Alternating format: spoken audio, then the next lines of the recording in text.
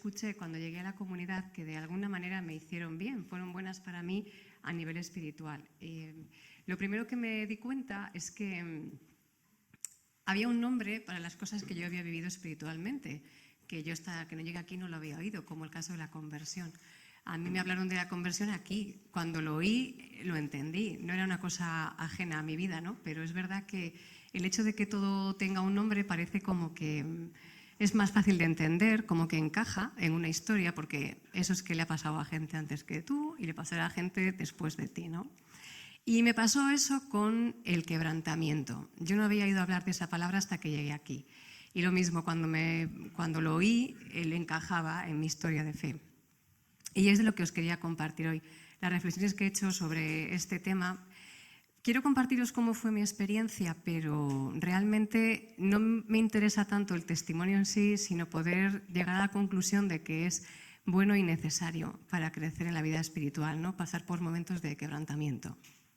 Mi experiencia, bueno, lo que yo asocié a eso, fue un momento en el que en oración yo fui muy consciente de muchas debilidades o de mi realidad de forma de ser, ¿no? De debilidades, de lo que yo llamo la basurilla que tienes en tu forma de ser. Fui plenamente consciente de cómo era realmente, ¿no? Y en oración, con toda esa imagen de mí misma, me planté delante del Señor y fui muy consciente de lo grande que es el Señor, ¿no? De qué chiquitina era yo y qué enorme de la grandeza de Dios, del amor de Dios, de, no sé, te empiezas a sentir como que no te lo mereces, ¿sabes? No has hecho nada para merecerte esto. Y más cuando te conoces, que entonces ves motivos para no merecértelo.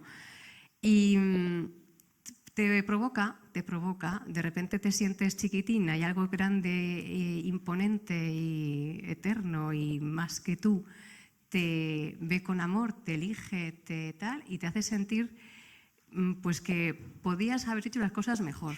Es como la noche de Reyes, cuando dices que vas a ser muy bueno el resto del año, pues así te sientes, ¿no? Esa sensación de lamento todas las veces que no he hecho lo que tenía que haber hecho o que no he sido como quería haber sido, ¿no?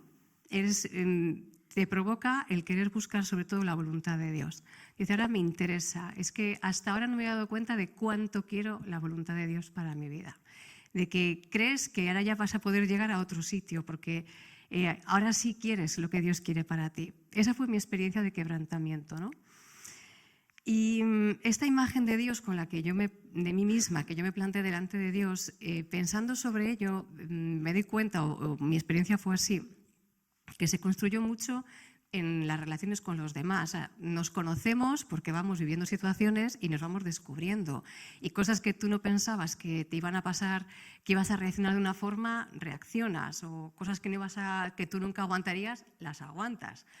Y en esas relaciones recibimos de los demás pues como una imagen, ¿no? De lo que esa gente bueno, y nosotros a los demás. O sea, tú eres paciente porque has tenido paciencia con la gente. O no eres paciente. Claro, quien piensas que sí y es que no.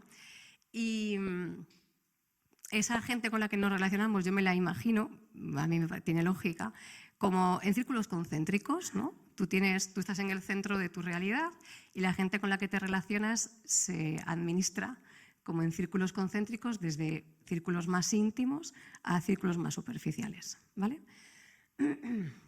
Para mí el círculo más superficial podría ser el de los compañeros de trabajo, que es gente con la que pasas mucho tiempo, con alguna excepción no tienes una relación muy profunda y la imagen que ellos suelen reflejar de ti suele ser buena, porque es bastante superficial. Tú no vas al trabajo a sacar lo peor de ti, no te compensa.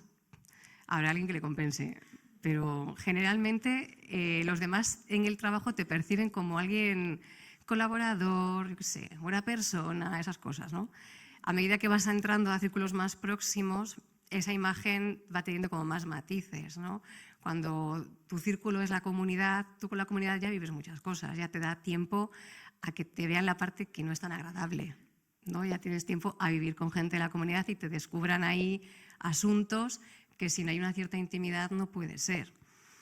Y así sucesivamente hasta que en el centro de ese núcleo estás tú te ves con esa imagen que has ido elaborando por la experiencia, te sacas tus conclusiones, ¿no? Dices, no, pensé que sería más paciente, pensé que sería más comprensiva, pensé que sería más misericordiosa. Bueno, y yo pensaba aquí, ¿qué tiene que ser el matrimonio? Porque claro, ¿qué tiene que ser una persona con la que has compartido todo, con la que has montado un proyecto, que la habrás perdonado 1000 veces, que te habrá perdonado 1000 veces? Claro, esa imagen de ti tiene que ser muy poliédrica, tienes que haber un montón de facetas que han salido en 25 años de matrimonio que van a hacer Pellevi, ¿no? Que, no sé, es como, hay poca trampa te queda ya que ocultar en algo así. Pero luego dentro de ese matrimonio que estás tú como persona, si entras, ¿no? Si entras dentro de ti es donde tienes, con toda esa imagen, donde te encuentras a Dios y donde ves a ese Dios que te supera, ¿no? Y ese Dios que te abruma y ese Dios que te hace sentir afortunada. Esa fue mi experiencia de quebrantamiento, ¿no? Como yo me fui construyendo una imagen más o menos cierta, o sea, yo no creo, supongo que hay cosas de mí que no conozco, pero al final ya la edad te ayuda a conocerte. Y con todo eso me planté delante de Dios y me quedé y pensé, lo que yo soy, lo que es Dios, parece mentira, ¿no? Que Dios pueda querer estar con alguien como yo. Y no hablo del pecado, ¿eh? O sea, no me estoy refiriendo a la misericordia de Dios en el perdón. Me estoy refiriendo a la convivencia con Dios en lo que somos. Bueno, pues esa fue mi experiencia y a mí me parece que me hizo bien y que estuvo bien.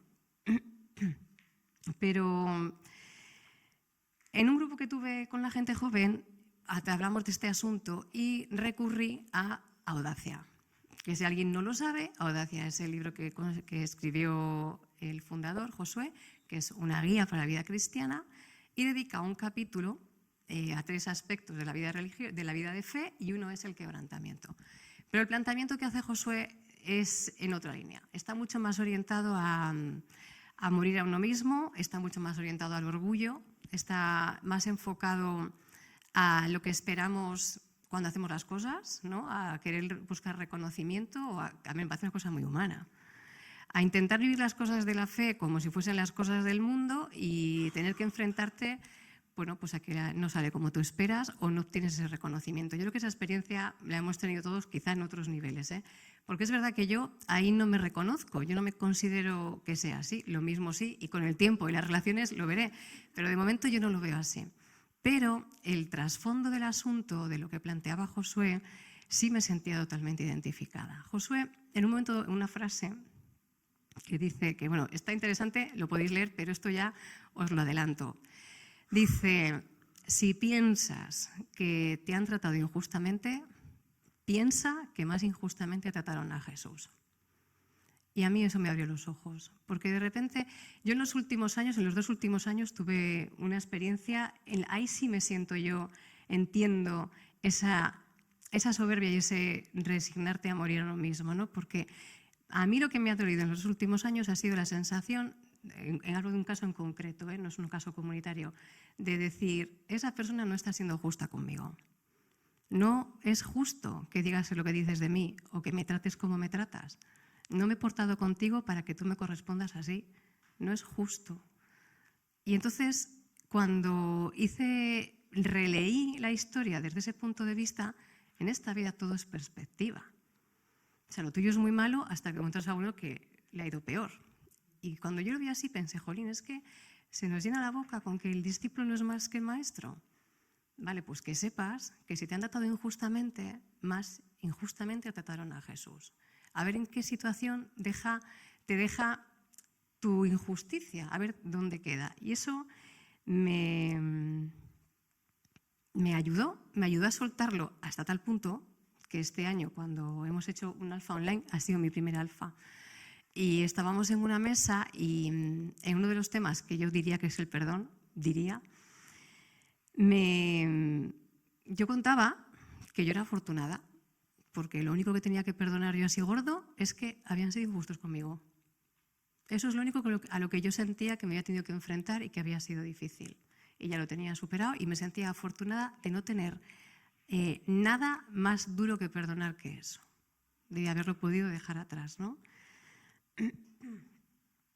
Y de nuevo, cuando yo vi esto claro, de repente se me hizo muy importante pensar si yo no estaría siendo injusta con alguien.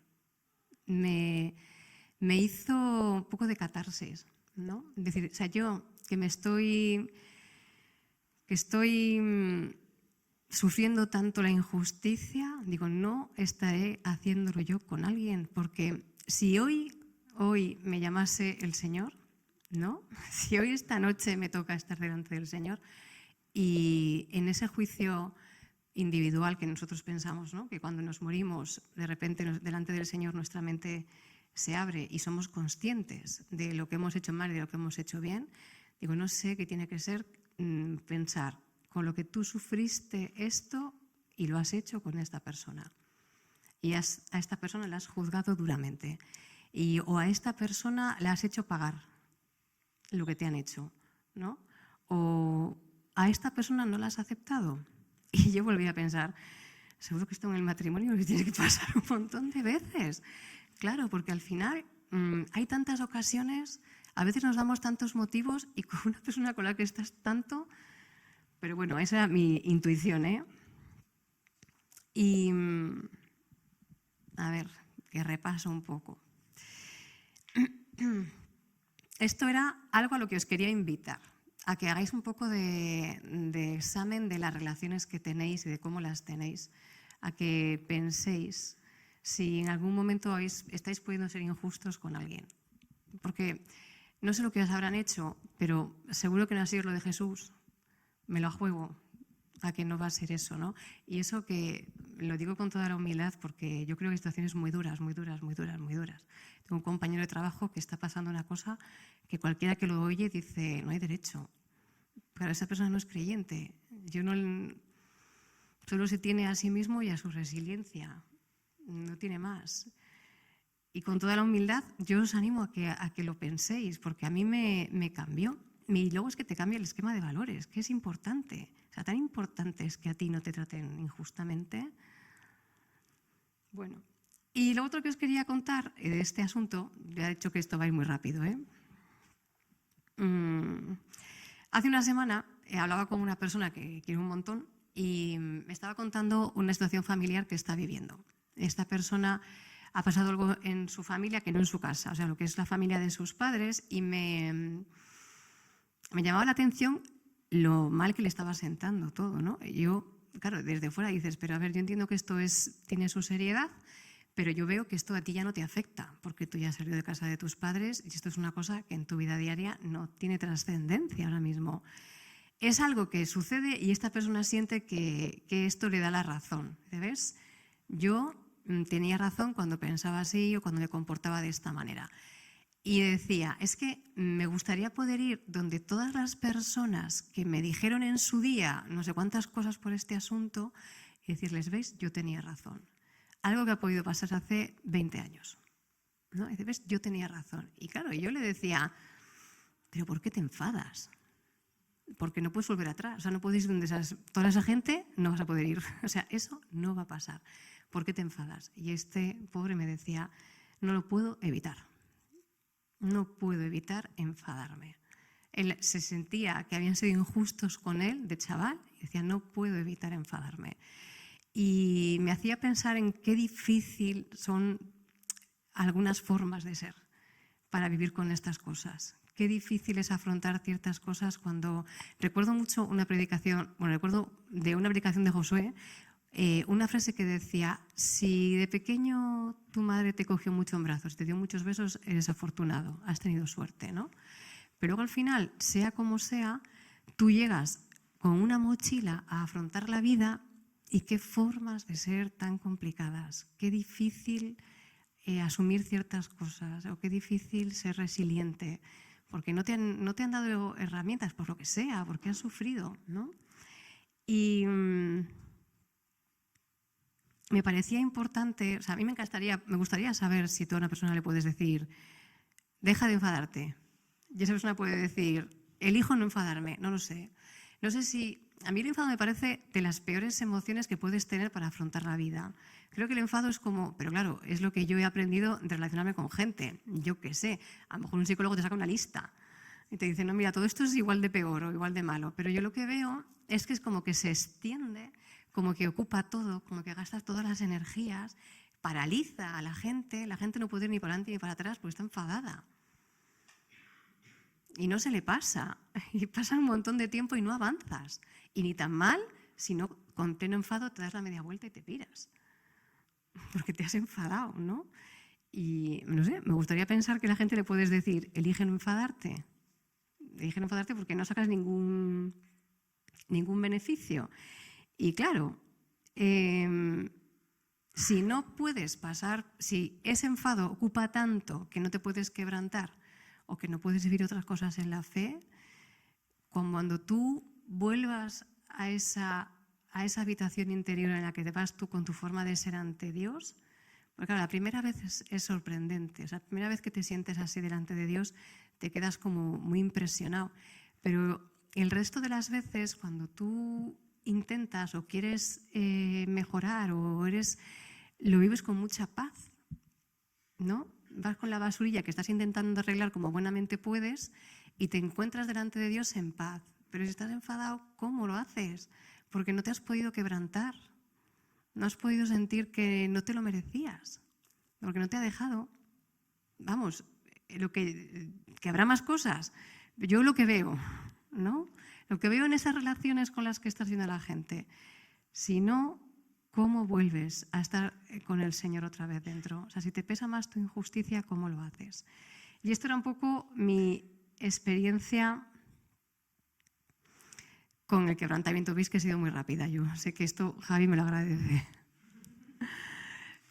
Pues en resumen, poder tener la experiencia de que Dios está con nosotros en la miseria también. Plantearnos si algo en nuestras vidas nos hace comportarnos injustamente con alguien, por lo que eso nos ata y el daño que nos hace. Y cuidar nuestra forma de reaccionar. Si tienes la suerte de que el enfado se te pasa rápido, muy bien. Y si no, pide ayuda. Tiene que haber algo que puedas hacer. En el Evangelio de hoy decía que el Señor todo lo podía, que si tú quieres, puedo sanar. Pero algo habrá que puedas hacer para salir de ahí.